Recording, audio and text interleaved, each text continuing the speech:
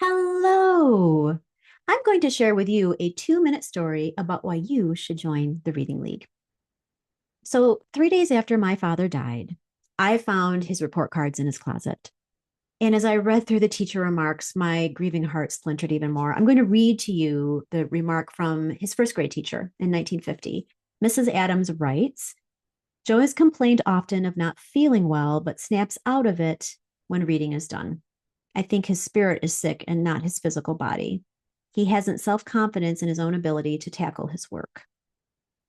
So, as I continue to read report cards from all of these well intentioned educators who did not understand my father's learning difference, the shame and blame went on. They blamed my father for his lack of progress, his lack of confidence, his lack of study skills, his lack of effort, his lack of sentence structure, on the shame and blame.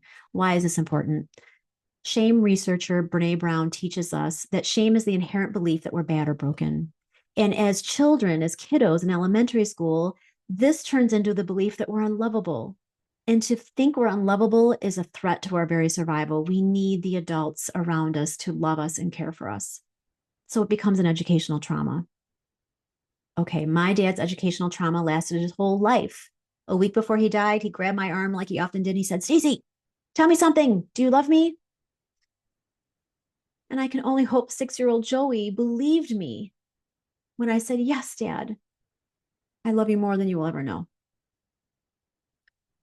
So, what does this have to do with the Reading League? Well, unfortunately, those practices and attitudes from the 1950s of these well intentioned educators are alive and well today. For those of us who went to school but weren't taught the science of reading, and I'm included in that, I got a science, or rather a master's in literacy, and was not taught the science of reading. So the Reading League is committed to their mission of advancing the awareness, understanding, and use of evidence aligned reading instruction because we believe all children deserve to learn to read and all teachers can learn to teach them. So, beyond evidence aligned instruction, the science of reading and the Reading League also fulfill an educational imperative to first do no harm. First, do no harm. So, on behalf of my father, Joseph B. Crowley, I invite you to join the Reading League. If your state doesn't yet have a chapter, join a neighboring state, start your own. And thank you for the very important work you already do in the world.